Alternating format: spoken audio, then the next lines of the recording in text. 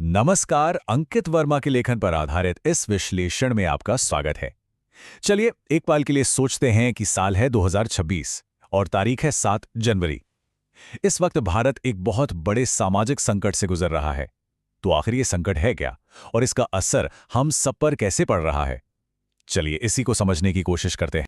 तो सबसे पहला और सबसे बड़ा सवाल यही उठता है कि 2026 की शुरुआत में भारत के सामने सबसे बड़ी सामाजिक चुनौती आखिर है क्या? देखिए, ये एक ऐसा सवाल है जो सीधा देश के हालात की नब्ज पर हाथ रखता है। और इसका जवाब बहुत सीधा और साफ है। एक दोहरी मार। एक तरफ है बेतहाशा बढ़ती महंगाई और दूसरी तरफ है लगातार बढ़ती बेरोजगारी। और ये बात समझनी बहुत जरूरी है कि ये सिर्फ आंकड़ों का खेल नहीं है, ये हर घर की, हर दिन की जिंदगी की एक कड़वी सच्चाई बन चुकी है। तो चलिए सबसे पहले इसी मुद्दे की तह तक जाते हैं। देखिए, ये सिर्फ पैसों की तंगी का मामला नहीं है। नहीं, ये संकट है आत्मसम्मान का, ये संकट है भविष्य का। अब सवाल ये है कि आर्थिक समस्या आखिर कैसे हर एक इंसान के आत्मसम्मान और आने वाले कल की उम्मीदों पर सीधी चोट कर रही है। अब आते हैं संकट के दो सबसे बड़े चेहरों पर, महंगाई और बेरोजगारी। आप इसे ऐसे समझिए कि ये दो ऐसी चुनौतियां हैं जो समाज को दोनों तरफ से दबा रही हैं एक साथ। तो चलिए जरा और गौर से देखते हैं कि ये दोनों हैं क्या। तो देखिए तस्वीर कितनी साफ है। एक तरफ है महंगाई, मतलब जिंदगी चलाने के लिए जो जरूरी चीजें हैं वो सब महंगी होती जा रही हैं, लेकिन कमाई है कि बढ़ने का नाम ही नहीं ले रही। और फिर दूसरी तरफ है बेरोजगारी, खास तौर पर हमारे युवाओं के लिए अच्छी और पक्की नौकरियों के मौके जैसे खत्म ही होते जा रहे हैं। वाकई में ये एक दोहरी मार है।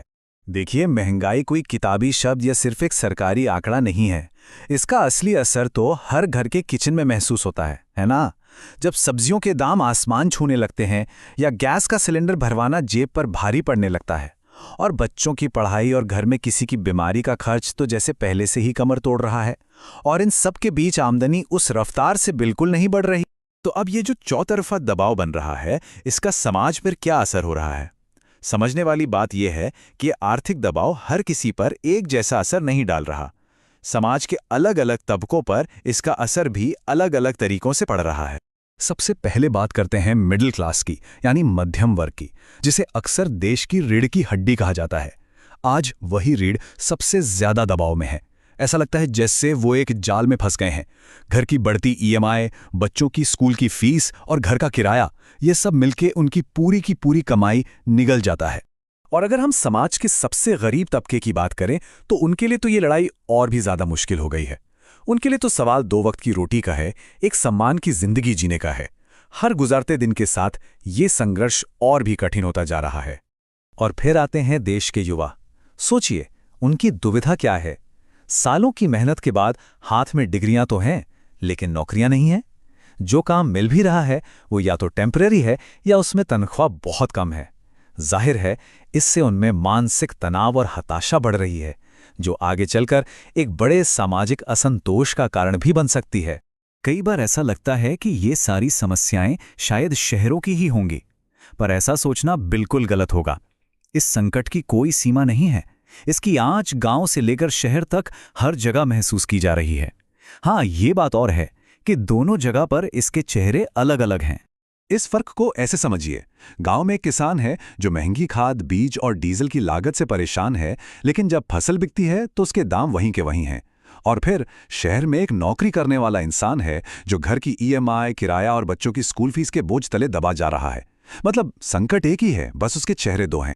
तो ये सारी बातें देखकर एक बहुत बड़ा सवाल मन में उठता है कि विकास का असली मतलब है क्या?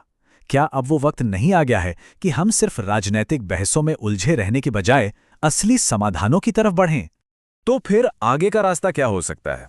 देखिए, अब सिर्फ बातों या बहसों से काम नहीं चलेगा। हमें चाहिए ठोस नीतियां, ऐसी नीतियां जो बड़े पैमाने पर नौकरियां पैदा करें।